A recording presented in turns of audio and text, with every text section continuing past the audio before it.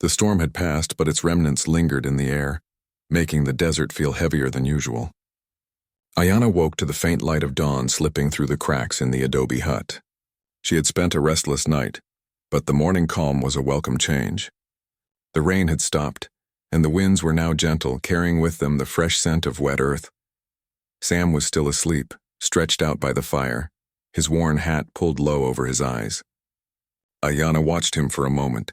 He looked peaceful now, but she knew the journey ahead of him would be difficult. For a brief second, she felt a pang of worry. Despite the kindness she had shown him, Ayana didn't know what the future held. She stood and moved quietly around the hut, gathering her things. The storm had made it clear that the desert was unpredictable, and there was no telling when another would come. But there was something else, something more pressing. The bounty hunters. Ayana had heard the whispers. A group of men, ruthless and cold, had been tracking her for weeks. They were hunters, not of animals, but of people like her, the Apache. Her people had been hunted down for years, and Ayana knew she was the last of her tribe. It made her a target. She had been running for so long that she had lost track of time. Every day was a fight for survival, and now Sam. She didn't want to involve him, but she feared the hunters would find him too. If they knew he had sheltered her, they wouldn't let him live. Ayana moved toward the door, her heart racing. She needed to leave, but just as she reached for the handle, Sam stirred. He stretched his arms out and blinked up at the ceiling, his mind slowly waking up to the reality of the morning. He sat up, rubbing his eyes. "Morning," he said hoarsely, his voice still thick with sleep.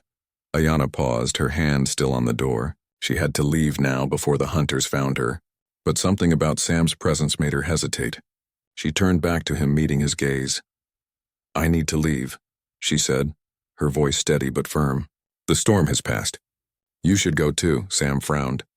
He was still trying to shake off the remnants of sleep, but there was something in her eyes that made him pause.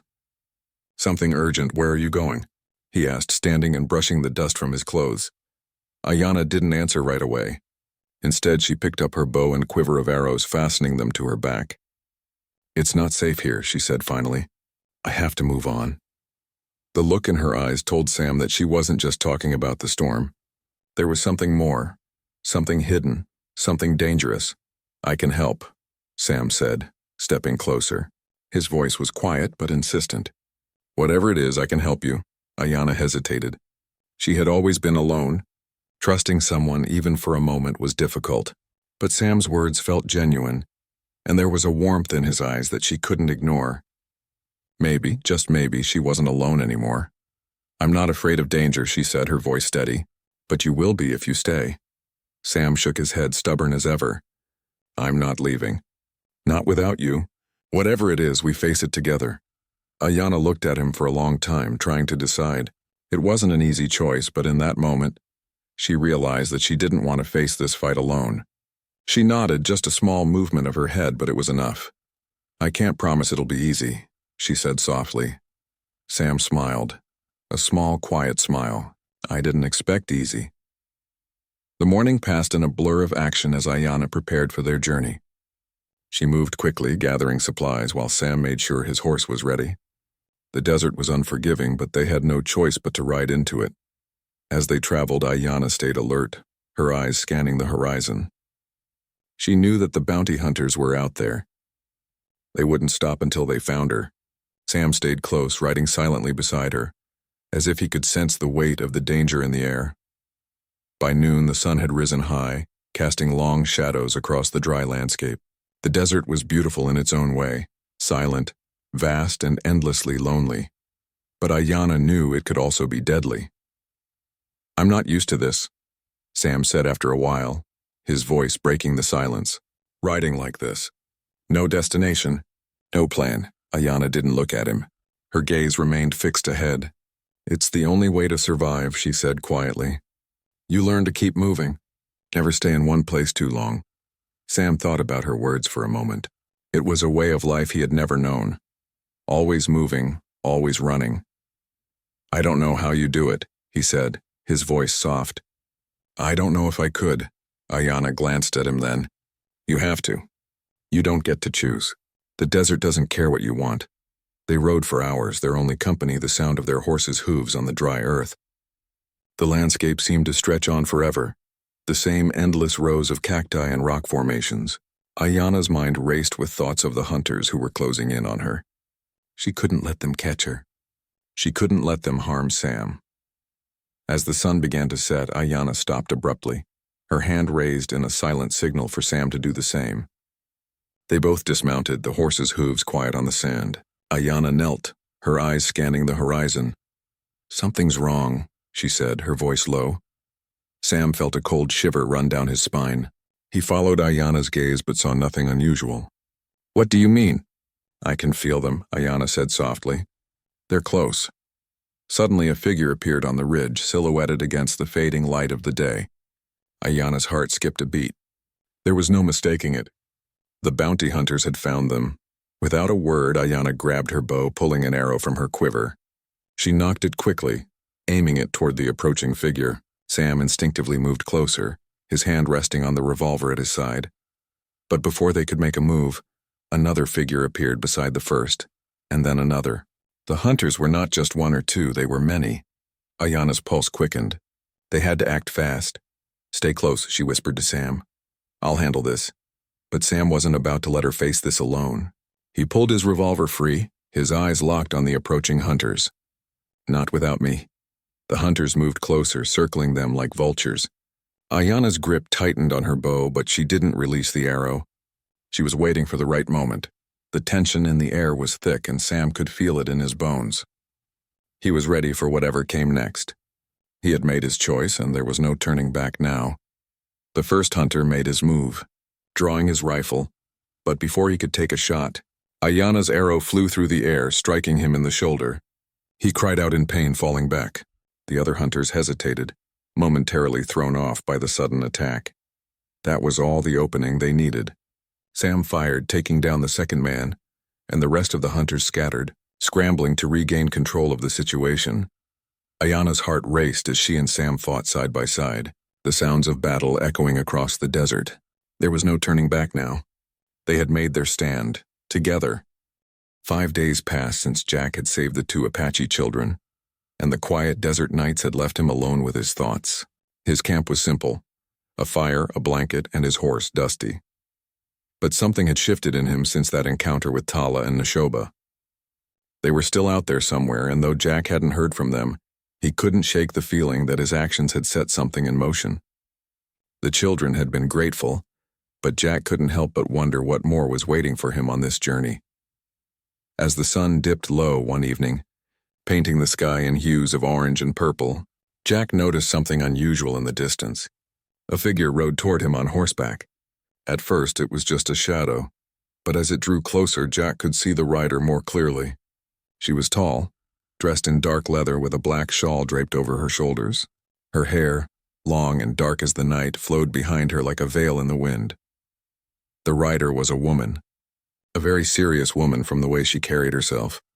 Jack stood up from his campfire and dusted off his pants.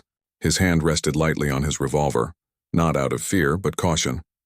He'd learned long ago that the desert didn't bring good surprises, especially not in the middle of nowhere. As the woman approached, she slowed her horse and stopped just a few feet from him. The wind rustled the long grass around them, and the air smelled of dust and the coming night. Jack squinted at her, trying to make sense of the situation. "I didn't expect to see you again," he said, his voice calm but filled with curiosity. "You're the mother of those 2 kids, right?" The woman nodded, her sharp, intelligent eyes never leaving his face. "I am Atsadi, their mother," she replied, her voice strong. But there was something else in it, something that spoke of the weight of responsibility she carried. "And I've come to thank you, Jack Donovan, for saving my children." Jack nodded, unsure of what to say. He had saved the children, but he didn't consider himself a hero. Heroes were for stories. He was just a man trying to survive. It was nothing. They were just kids. They didn't deserve that fate. Atsadi didn't respond immediately. Instead, she studied him as if weighing his words carefully. Then with a slight nod, she spoke again. "It was more than nothing. You risked your life to help them when you didn't have to. And for that, you have earned my respect. But I've come with a purpose beyond just gratitude." Jack raised an eyebrow. "And what might that be?" Atsadi looked past him to the wide-open desert. Her eyes were distant for a moment, as if she could see the land stretching beyond the horizon. When she spoke again, her voice was even, but there was a clear sense of urgency behind it. "My people are in danger," she said. "The bounty hunters you encountered, they are just a small part of a much larger problem. There are men out there, settlers and soldiers, who want to push my people from our land, and soon they will come for us in full force. I need someone who knows how to fight, someone who can stand with us. That's why I'm here." Jack's heart skipped a beat. He had known that his actions weren't without consequence, but he hadn't expected this. He was a cowboy, a man who lived alone, away from the conflicts that raged between settlers and native tribes. He wasn't part of their world, and he didn't want to be. "You want me to fight for your people?" Jack asked, his tone skeptical. "I'm just a man with a horse. I don't owe you or your people anything." Atsadi's eyes softened slightly, but her expression remained firm. "I don't ask for favors. I ask for your help. My people are strong, but we are outnumbered. We've survived for generations, but we cannot do it alone anymore. You, Jack Donovan, have the skill to fight. You know the land, and you know how to survive. You've fought for yourself all these years. Now I ask you to fight for something greater." Jack wasn't sure how to respond. He had lived most of his life trying to avoid getting involved in other people's struggles. He was a cowboy, not a soldier. But there was something about Atsadi's words that struck a chord deep within him. The Apache had always been portrayed as outlaws, but he had seen them differently. Tala and Neshoba weren't just victims, they were survivors. And their mother, Atsadi, was a leader. She didn't ask for help lightly. And Jack could see that she was a woman who had already seen too much loss to turn back now. "Why me?" Jack asked. "You could find others, stronger men, better trained men. Why come to me?" Atsadi's gaze was steady. "Because you have something that the others do not. You have a sense of honor. You saved my children without asking for anything in return. And you understand the land like no other. You are not just a fighter, Jack.